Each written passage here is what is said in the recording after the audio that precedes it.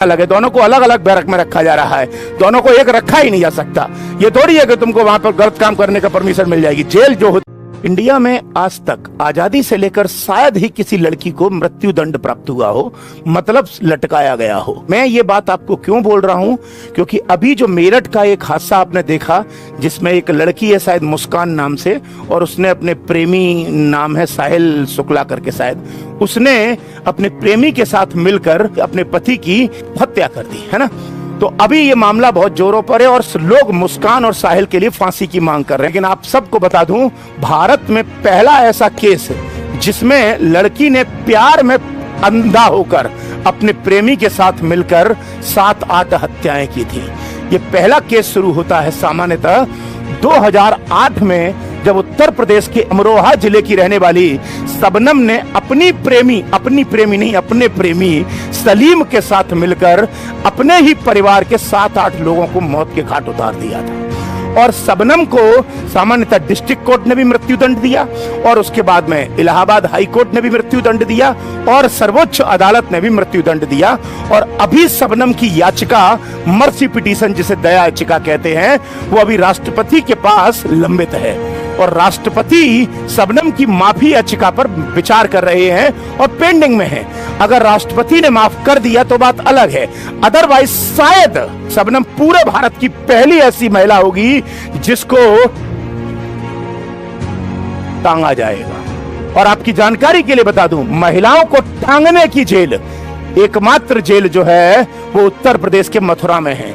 तो जो शबनम का मामला है वो उत्तर प्रदेश के अमरोहा जिले का है, और अभी शबनम जो है वो सामान्यतः मथुरा जेल में, शायद, मैं श्योर नहीं हूं लेकिन शायद शबनम अभी जो है वो मथुरा जेल में क्या कहते हैं, भर्ती मतलब अंदर है उसमें। और शबनम ने पता है क्या हुआ था, जब उत्तर प्रदेश में जब शायद सुश्री मायावती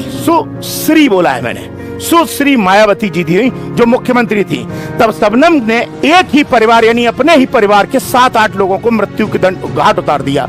और इसका पता कैसे चला, क्योंकि जब ये 7-8 लोग मारे गए तो शबनम ने ये कहा था कि कुछ लोग आए घर में लूटपाट के सिलसिले से, और उसके बाद मेरे घर के सब लोगों को मार दिया और मैं अकेली बची हुई थी क्योंकि मैं नहा रही थी और उनको पता नहीं चला।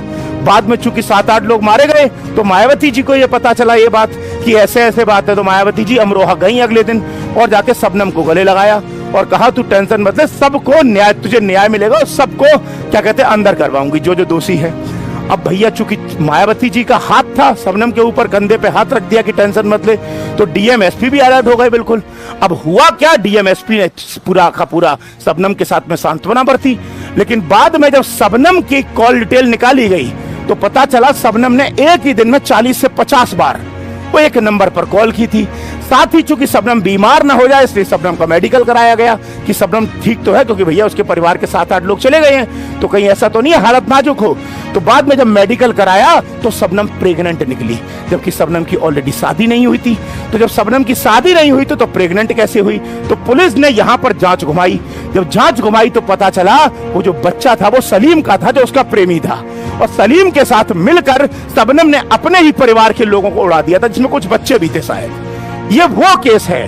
और ऐसा ही दूसरा केस आया है मेरठ में, तो मुस्कान ने अपने प्रेमी साहिल शुक्ला के साथ मिलकर अपने ही पति को मौत के घाट उतार दिया। मैं ये नहीं कहूंगा कि ऐसा क्यों हो रहा है, बट मैं सिर्फ आपको ये बता रहा हूं कि सामान्यतः ये 2 ऐसी घटनाएं हैं जो लोगों को सोचने पर विचार कर रही हैं कि लड़की एक सामान्यतः प्यार के हद में जाकर इस कदर कार्यवाही कर लेती है या इस कदर सोच कर लेती है कि वो अपने आने वाले भविष्य के बारे में बिल्कुल भी नहीं सोचती। आज के समय में ये एक विचारणीय मुद्दा है और हर व्यक्ति को सोचने पर मजबूर कर रहा है कि क्या इसमें होना चाहिए। अभी मुस्कान ने तो शायद ये डिमांड की है कि उसको उसके प्रेमी साहिल शुक्ला के साथ रखा जाए, जबकि जेल में मुस्कान की डिमांड नहीं चलती। जेल में जेल के रूल्स चलते हैं, क्योंकि जेल में महिलाओं की सेल अलग होती है और पुरुषों की सेल अलग होती है। तो साहिल अलग है और मुस्कान अलग है, दोनों को अलग अलग बैरक में रखा जा रहा है, दोनों को एक रखा ही नहीं जा सकता। ये थोड़ी है कि तुमको वहां पर गलत काम करने का परमिशन मिल जाएगी। जेल जो होती है सुधारने के लिए होती है और एक अपराधी को सजा देने के लिए होती है। तो इस संबंध में मुस्कान की डिमांड को स्वीकार किया ही नहीं जा सकता है। क्योंकि ऑनलाइन क्लास है इसलिए मैं बच्चों को ज्यादा नहीं बोल सकता, बस यही तक रखते हैं। ये टॉपिक आज यही समाप्त होता है, कल मिलेंगे हम नेक्स्ट क्लास में। तब तक के लिए आप सभी को बहुत सारा प्यार और जय हिंद। तो हेलो फ्रेंड्स, मेरा नाम Kartik, I am from India. because I can't speak English, but some speak English. You can watch this video, Mr. Beats. Thank you.